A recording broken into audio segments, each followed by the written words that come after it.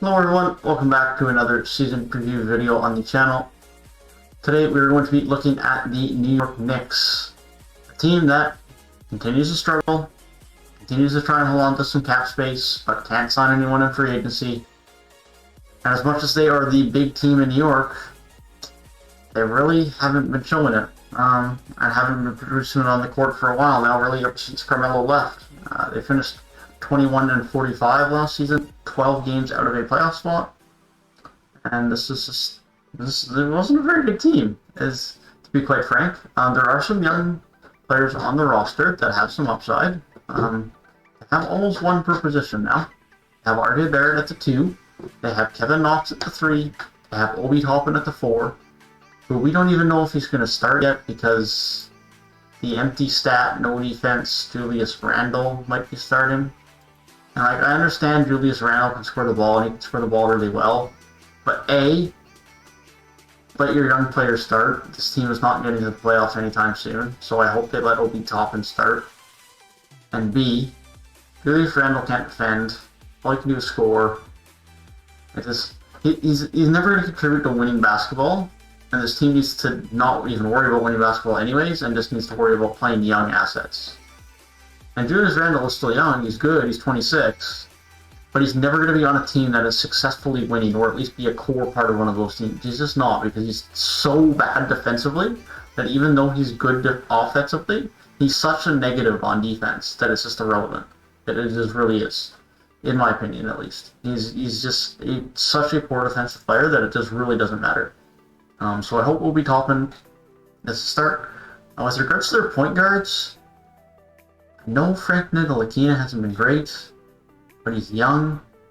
Hope they would start him, or Dennis Smith Jr., given that he is also young and they acquired him in the Kristaps Porzingis trade, and he has shown some upside. He's been quite athletic, and he had his worst season last year. He also played the least, but his first full season in New York, although injury-ridden the last 2 seasons, was good.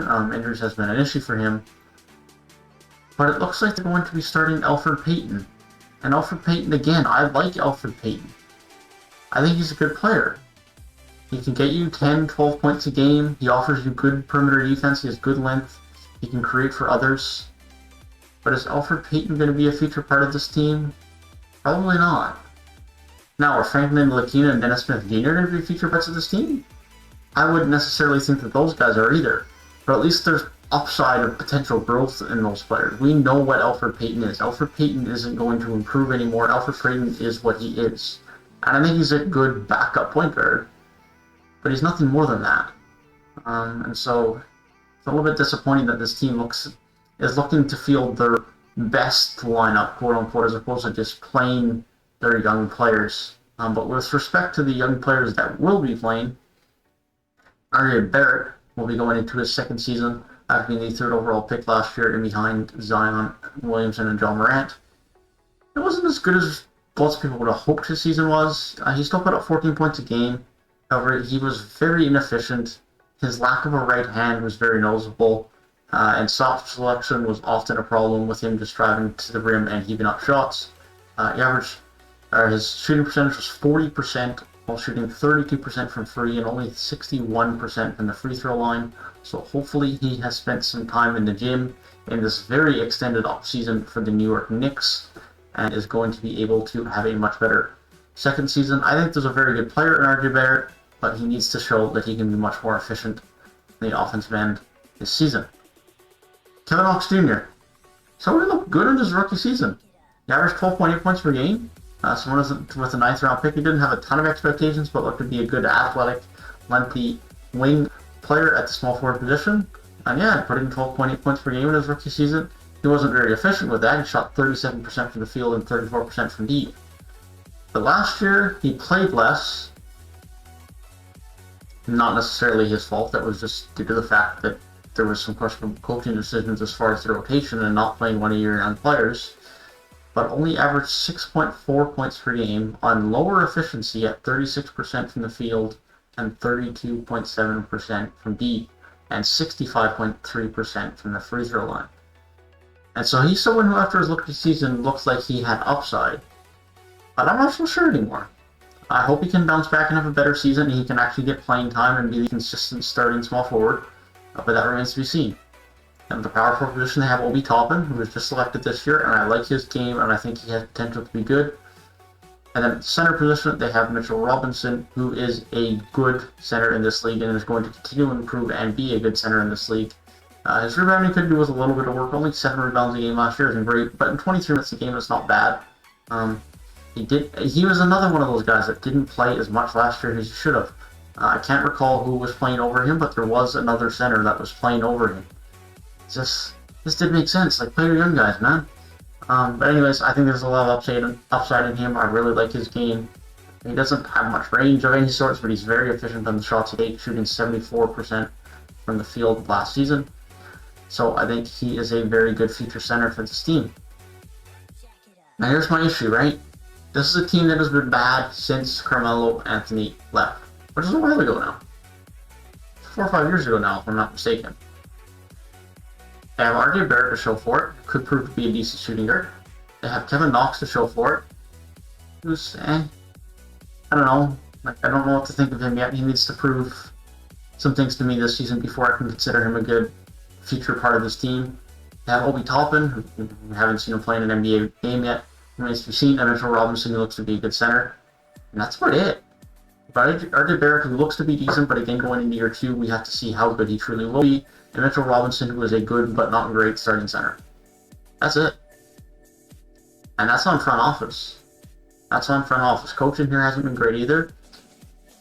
But when you've been one of the weaker teams in the league and have had high draft picks for multiple years, and you're coming out of it with Mitchell Robinson, Obi Toppin, Kevin Knox, RJ Barrett, Frank Ntilikina. Obviously, they did draft Kristaps Porzingis, which fans were very mad at the time. And then they were able to get assets for him and turn him in.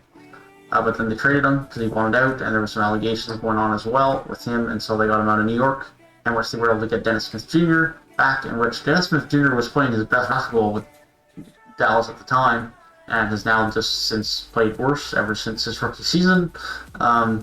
And continued to get more injuries, although he is still very athletic, but if you can't stay healthy, then it doesn't much matter. And then Frank Ntilikina looks, as of this point at least, to be a bust. He's now 22, was an 8th overall pick 3 years ago. He's a good, lengthy defensive guard, but guy hasn't averaged more than 6.3 points a game in 3 seasons, with all of those seasons of him averaging over 20 minutes a game. And his defense is decent, but his offense is just atrocious. He can't really run an offense very well. And he looks to be a bust at this point in time so far. So they just really don't have much to show for 3 to 4 years of bad basketball and high draft picks. And I didn't want to come on here and just be super negative and bash the Knicks, but I'm just not very hopeful for where this team's going.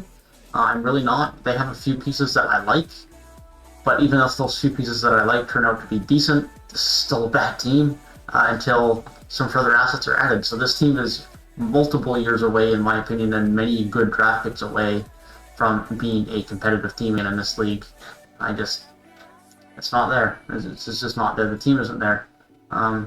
With regards to their contracts, RJ Barrett under team control for another 4 years, Obi Toppin for 5, Dennis Smith for 2, Frank Ntilikina for 2, Kevin Knox for 3, Emmanuel Quickley, their new point guard, who hopefully may get some playing time as well. He's someone else who may have some upside. He's under team control for 5, Mitchell Robinson for 2, Ethan Brzezowskis for 2, and Omari Spallman for 3. And then that Julius Randle deal still has 2 more years on it. I hope they try and trade him next year at the deadline or in the offseason and try to get some value for him. I don't know what the market's going to be for him because, as I mentioned, his defense is just atrocious and he really doesn't contribute to winning basketball. However, hopefully they can get some assets for him. And then Alfred Payton is an expiring contract, and with Noel Alex Burks are expiring contracts, as well as Ricky Bullock and Jacob Evans. But yeah, I hope this team can make some better draft picks in the next few years and start to improve, but I don't like where this team is headed. I think they really haven't improved much from where they were a few seasons ago, as it's a team that's going to be at the bottom of the league again this season. Hopefully they can continue to improve, or I should say start to improve, because it's not a continuation. But that's my thought on the New York Knicks. Let me know down below if you guys have any similar or different thoughts. Leave a like on the video and subscribe to the channel if you guys enjoyed. And I will see you guys in the next one.